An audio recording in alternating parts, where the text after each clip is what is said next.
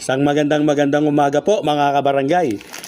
Ito po yung ilan po sa mga barya na sinasabi po ng ilang mga tiwali na mga coin vlogger po na mga salot sa coin industry.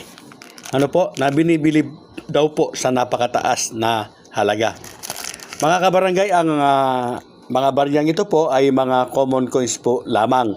At ito po ay tinatawag na English series. Copper nickel po ang composition po ng mga baryang ito.